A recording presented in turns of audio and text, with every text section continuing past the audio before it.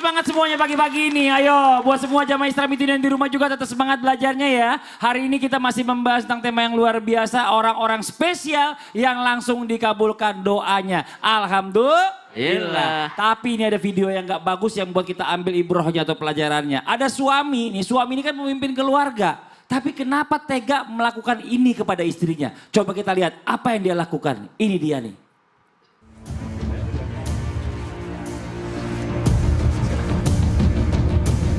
Warga Jalan Serayu Kota Malang Minggu 31 Desember lalu digegerkan dengan peristiwa pembunuhan yang diduga dilakukan seorang suami terhadap istrinya sendiri.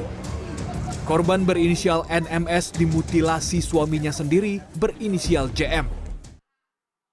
Innalillahi wa inna ilaihi raji'un. Nauzubillah summa nauzubillah. Kita lihat hal-hal yang seperti itu, kita ambil pelajarannya aja supaya tidak terjadi di kita semuanya. Amin amin ya rabbal alamin. Bib, kita bicara orang spesial selanjutnya yang dikabulkan doanya sama Allah nih. Katanya adalah doa pemimpin nih. Kita kan suami ini pemimpin semuanya. Betul. Pemimpin yang adil, yang baik ya. Terus bagaimana dengan orang yang tidak bisa menjadi pemimpin yang adil dan baik buat keluarganya? Apakah doanya tetap akan dikabulkan atau langsung dikabulkan oleh Allah Subhanahu wa taala? Mau penjelasannya. Tepuk tangan buat guru kita Habib Muhammad Syahab. Ada hadis daripada baginda Nabi besar Muhammad sallallahu alaihi wasallam, kullukum ra'in wa kullukum mas'ulun an ra'iyatihi. Nabi mengatakan setiap orang itu diminta pertanggungjawabannya. Kullukum ra'in, ya, dia pemimpin. Orang bisa mimpin suatu organisasi, misalnya mimpin rakyat, atau dari kantor bisa mimpin bawahan-bawahannya. Tapi sampai ke rumah dia tidak bisa menjadi pemimpin yang bagus. Itu salah. Sebab kullukum ra'in wa kullukum mas'ulun an ra'iyatihi. Setiap orang itu menjadikan suatu pemimpin dan diminta pertanggungjawabannya apa yang dia pimpin. Berarti dia punya dua tanggung jawab. Tanggung jawab mimpin perusahaan dan juga tanggung jawab mimpin daripada rumah tangganya. Karena orang pemimpin yang adil tadi Mas Fadli sudah bilang, pemimpin yang adil salah satunya doanya imamun adil namanya. Artinya pimpinan yang memang salah satu pemimpin yang adil yang doanya diijabah oleh Allah Subhanahu wa taala. Tapi kalau dia rusak, dia di depan orang bisa bagus. Makanya bisa juga perkataan Imam Hasan Al-Basri yang mengatakan ittaqillah, takutlah engkau kepada Allah Subhanahu wa taala antasubba syaitan. Artinya mencela-cela syaitan. Artinya di depan orang, depan anak-anak buah bagus. Seakan-akan dia paling mulia, paling hebat, lebih mulia daripada syaitan. Seakan-akan dia malaikat. Tapi ketika di dalam rumah tangganya dia syaitan.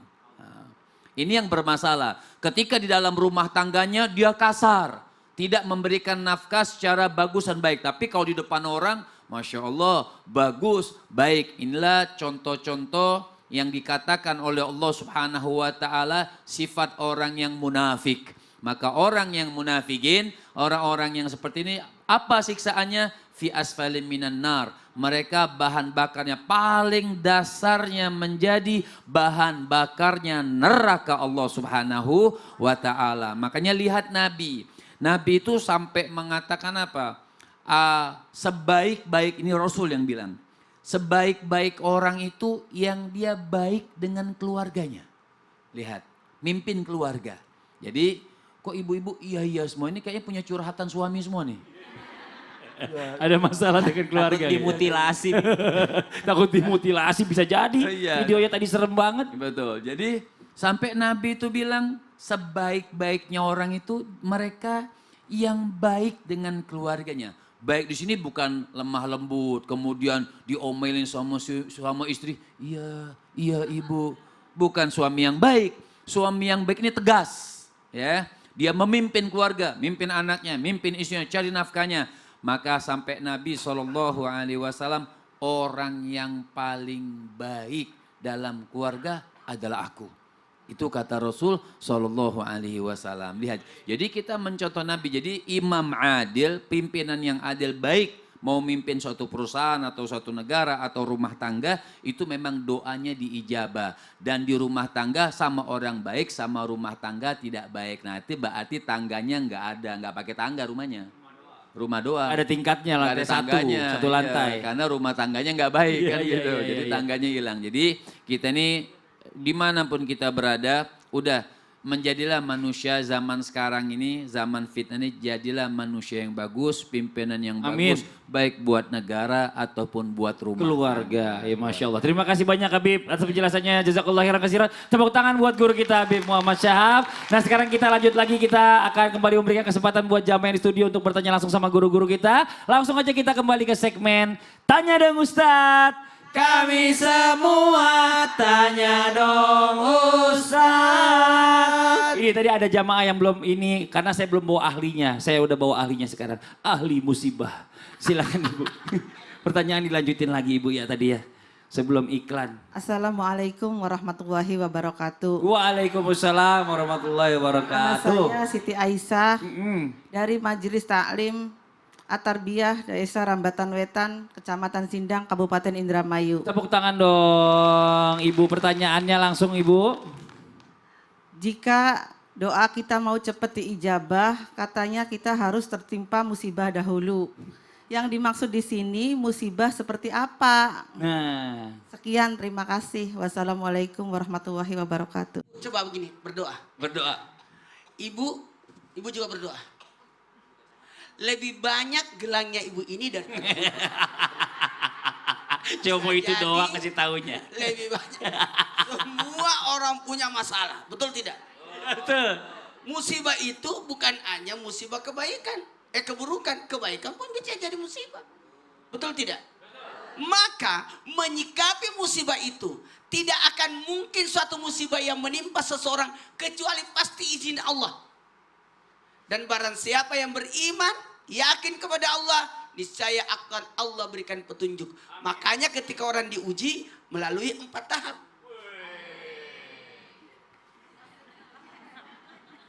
Aman kan 4? Aman. Yang pertama adalah ada orang diuji marah-marah.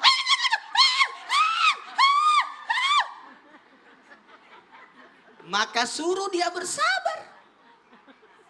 Tingkatan kedua bersabar. Sudah sabar? Apa sampai di situ? Tidak. Tidak. Harus naik lagi. Apa yang kedua? Adalah ridho. 1, 2, 3. Ridho. Jadi yang pertama marah-marah. Kemudian disuruh ista'inu bisabri wassalat. Minta tolong kesabaran. Habis itu ridho, terima ketentuan takdir yang Allah sudah tetapkan kepada kita. Barulah tingkatan yang paling tinggi. Apa itu? Bersyukur atas segala musibah. Masya Allah. Alhamdulillah ala kulli hal. Oke? Oke. Semangat Bu. Semangat. Semangat. Semangat. Tuh, yang Tidak ada- semangat. Tidak ada orang manusia tidak diuji. Orang kaya diuji dengan kekayaannya. Orang miskin sudah jelas. Susah mesti bisa aja. Tepuk tangan Pak Ustadz Maulana ya, Masya Allah. Lanjut lagi, ayo yang mau nanya lagi boleh silakan angkat tangannya Ibu. Nah yang dari yang hijau, kerudung hijau, ayo sekalian, ayo mana nih? Silakan Ibu. Mana Ibu, ayo dioper aja Bu ke temannya Bu, maaf ya. Oke. Assalamualaikum warahmatullahi wabarakatuh. Waalaikumsalam warahmatullahi wabarakatuh. Perkenalkan dengan saya nama Qaidah dari Majelis Taklim Khairun Nisa Karanggetas Bangu 2 Indramayu. Tepuk tangan Ibu. Ya silakan Ibu. Mohon izin Kak Ustadz Sam. Ustadz Syam. Ya. Ini doa orang musafir termasuk diantaranya doa yang terkabulkan atau diijabah. Masya Allah, betul. Nah, apa kriteria orang musafir tersebut? Dan apakah ada batasnya bagi orang musafir tersebut? Nah, dan Contohnya apakah termasuk orang musafir perjalanan antara Cikarang dan Jakarta? Jakarta. Kalau Cikajang nggak nyampe, Bu, sini dekat banget soalnya.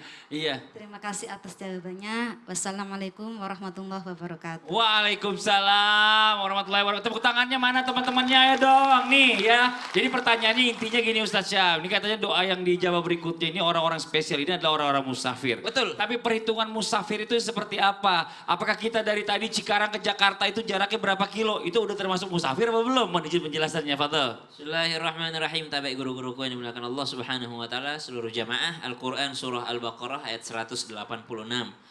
A'udzu billahi minasy syaithanir rajim.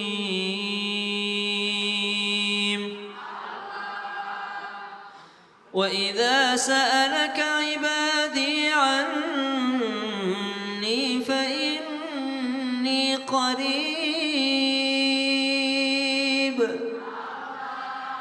أجيب دعوة الداع إذا دعان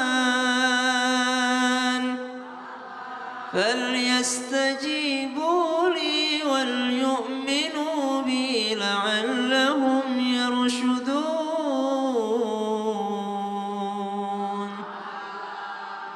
Allah itu sangat amat dekat dengan hambanya, hamba yang senantiasa juga mendekati Allah Subhanahu wa taala.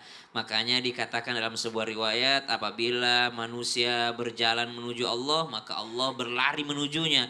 Kita sejengkal, Allah sehasta. Kita semakin dekat kepada Allah, Allah semakin lebih mendekat lagi kepada kita. Maka pertanyaan selanjutnya adalah apakah seorang yang dalam perjalanan itu diterima doanya oleh Allah Subhanahu wa taala? Jawabannya betul. Apa saja syaratnya? 1, niat perjalanannya ataupun tujuannya itu apa? Kalau perjalanannya perjalanan kebaikan, maka selama perjalanan doanya diterima oleh Allah Subhanahu wa taala. Ibu, niatnya ke sini ngapain? Masuk TV. Oh, subhanallah. Masuk TV sekaligus belajar, alhamdulillah. Sekaligus masuk TV, sekaligus dapat foto ya, Bu ya. Itu niatnya niat yang halal, niat yang baik, niat untuk daripada mencari ridhonya Allah Subhanahu wa taala, mencari ilmu. Maka selama ibu perjalanan dari Indramayu, ibu dari Majalaya menuju studio Islam itu indah, itu terhitung seorang musafir yang diterima doanya oleh Allah Subhanahu wa taala.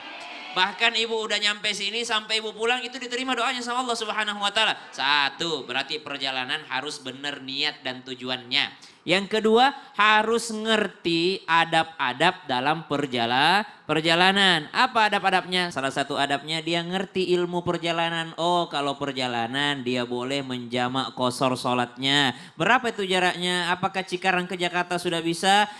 Kalau dia sudah sampai daripada 80 km, maka dia sudah bisa mengqashar sholatnya. Kalau jamak tidak mesti 80 km, tergantung daripada situasinya saja. Kalau dia sakit, dia boleh dalam keadaan jamak. Kalau dia hujan deras, maka dia boleh menjamak sholatnya. Ada keadaan-keadaan tertentu dia boleh menjamak sholatnya. Beda dengan qashar. Qashar mesti jaraknya 80 km ke atas, dan dia boleh mengqashar sholat setelah dia keluar daripada satu kampung. Apa itu yang disebut dengan kampung definisinya?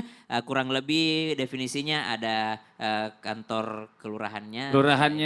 Atau ada beda? Ada pasarnya. Iya. Kalau udah pindah pasar berarti pindah pasar udah atau keluar kampung. beda kelurahan gitu ya. Kelurahan. Kelurahan masih dekat kali ya. Mungkin beda wali kota kali ini ya. Jadi Masya Allah. Terima kasih banyak Ustaz Syam. Tepuk tangan buat Ustaz Syam. Oke, satu lagi kita kasih kesempatan. Tadi di sini udah banyak. Sebelah sini satu lagi, ayo angkat tangan. Nah nih, yang cepet nih. Sebelahnya si kacamata kupu-kupu. Iya, silakan Ibu. Assalamualaikum warahmatullahi wabarakatuh. Waalaikumsalam warahmatullahi wabarakatuh. Perkenalkan, nama saya Vivi Lutfianingsi dari Majelis Taklim Tahsin Al-Bakhriyah Sukaperna Tukdana Kabupaten Indramayu, Jawa Barat, Indonesia. Indonesia, tepuk tangan. Ini baru pindah nih Bu. Alamatnya belum hafal. Saya mau bertanya sama Iya. Habib. Sama Habib, oh boleh. Habib, saya lagi kepepet biaya nih. Oh gitu. Apa? Terus? Pinjam dulu 100. Terus. Apa orang yang lagi kepepet biaya itu dikabulkan doa sama Allah? Terus minta solusinya bagaimana? Oh gitu. Itu aja Ibu. Ya, terima kasih atas penjawabannya. Assalamualaikum warahmatullahi wabarakatuh. Waalaikumsalam warahmatullahi wabarakatuh. Itu sebelahnya senyum dong, kan masuk gambar juga. Tahu aja dia nanyanya sama Bib yang banyak duit. Bib, bayarin. Amin. Bayarin Bib maksudnya. Bukan, jawab pertanyaannya Bib, izin maaf, Fadol Bib. Jadi kepepet belum diijabah juga ya? Belum. Jadi doanya Ibu, ya Allah kepepet, ya Allah kepepet, ya Allah kepepet. Artinya kepepet itu apa sih bahasa Indonesianya tuh yang enak? Darurat.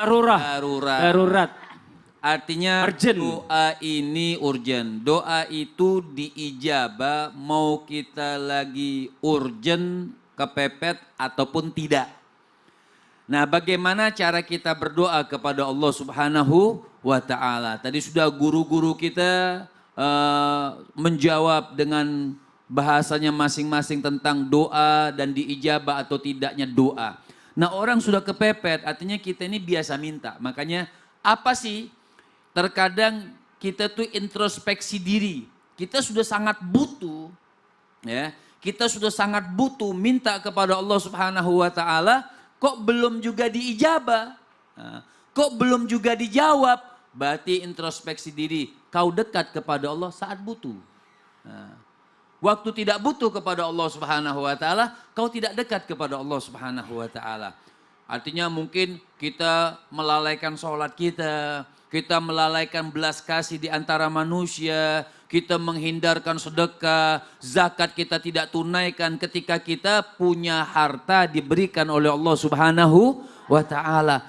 Makanya orang berdoa minta baik lagi butuh ataupun tidak lagi butuh, sampai ada kalimat yang mengatakan ittaqillah fi usrik wa yusrik. Apa artinya? Takutlah kau kepada Allah, butuhlah kau kepada Allah, dekatlah kau kepada Allah fi usrik wa yusrik. Di masa susahmu dan di masa senangmu. Kenapa kita dianjurkan untuk ingat kepada Allah, dekat kepada Allah di masa susahmu dan di masa senangmu. Ketika kita dalam keadaan susah, maka Allah akan ingat sama kita. Kenapa? Ini hambaku dekat kepada aku waktu dia senang. Ini hambaku dekat kepada aku waktu dia aku luaskan rezekinya. Sekarang dia lagi susah, aku dekat sama dia, kata Allah Subhanahu wa taala. Jadi masalah kepepet atau tidak kepepet itu urusannya nanti bagaimana Allah Subhanahu wa taala. Makanya innama fil man'i al-ata. Ketika kita sudah dekat sama Allah, kita sudah berdoa kepada Allah, kita dalam keadaan urgent kepepet, belum juga diijabah oleh Allah, maka ada perkataan ulama yang indah mengatakan innama fil man'i al-ata. Ketika kita butuh sesuatu, minta sesuatu, kepepet ataupun tidak, belum diijabah oleh Allah Subhanahu wa taala, di situ ada ata. Sebenarnya di situ ada rahmat dan kasih sayang Allah Subhanahu wa taala yang terkadang kita manusia tidak bisa membaca apa rahasia tersebut. Kalau ada yang gini Bib, katanya pancingan pakai sedekah di mana gitu buat mancing gitu katanya. Itu boleh nggak Bib kayak gitu? Boleh aja, tapi niatnya bukan pengen dapat. Insya Allah dengan sedekah ini ridho atas nama Allah Subhanahu wa taala dan mudah-mudahan dikembalikan dalam jumlah yang besar. Masya tapi Allah. dengan harapan. Masya Allah. Terima kasih banyak Habib ilmunya. Jazakallah khairan. Kasihlah tepuk tangan buat guru kita Habib Muhammad Syahab. Nah buat jamaah yang di rumah jangan kemana-mana. Setelah ini kita lanjut lagi. Kita masih akan menjawab pertanyaan dari jamaah yang di rumah. Setelah yang satu ini tetap di Islam itu indah. Jamaah. Oh jamaah. Alhamdulillah.